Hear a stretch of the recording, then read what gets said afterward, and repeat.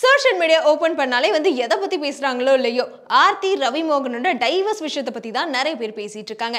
ஏன்னா அவங்க மாத்தி மாத்தி அறிக்கையா வெளியிட்டு அவங்க ஃபேமிலிக்குள்ள என்ன நடக்குது அப்படின்ற விஷயத்த ரொம்ப ஓப்பனாவே சொல்லிட்டாங்க. கடைசி அறிக்கையா வந்து ஆர்த்தியுமே வந்து ஒரு அறிக்கை வெளியிட்டு இருந்தாங்க.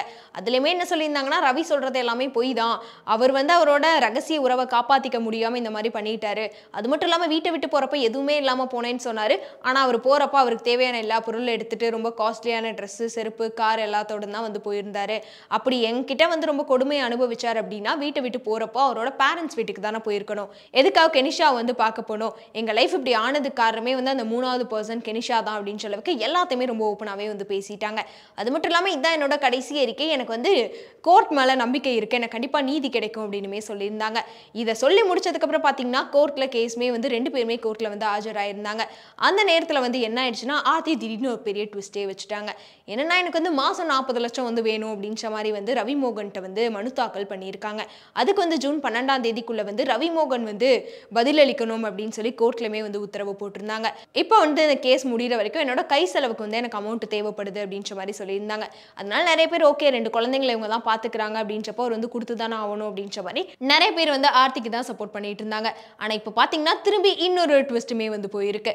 என்னன்னா, அவங்களோட மைனர் குழந்தைகள், அதாவது ஆர்த்தி ரவிமோகனோட அந்த 2 பசங்களை வந்து இதுக்கப்புறம் ரவிமோகன் தான் வந்து பாத்துக்கணும் அப்படின்ற மாதிரி இன்னொரு மனு தாக்கலுமே வந்து பண்ணியிருக்காங்க ஆர்த்தி சைட்ல இருந்து.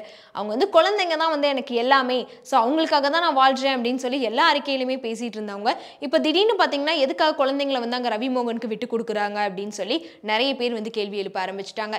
அதுலேயே முக்கியமாக வந்து ரவிமோகன் வந்து குழந்தைங்களை கெனிஷா வீட்டில் வச்சு தான் பார்க்குறாரு, அது எனக்கு சுத்தமாகவே பிடிக்கல, பசங்களுக்குமே பிடிக்கல அப்படின்னு தான் சொல்லியிருந்தாங்க.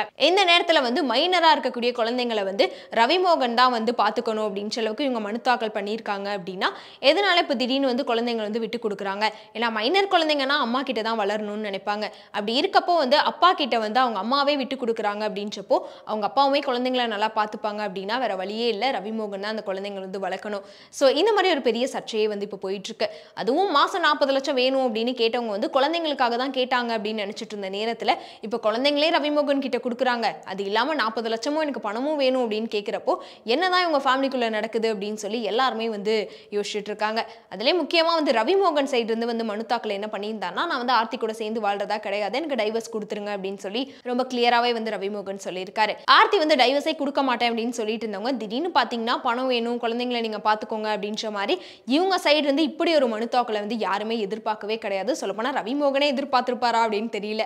அதனாலே வந்து இது யார் சைடு தான் நியாயம் இருக்கு அப்படின்னு சொல்லி திரும்பியுமே இவங்களோட கேஸ் பத்தி தான் வந்து சோஷியல் மீடியா ஃபுல்லாவே பேசிட்டு இருக்காங்க.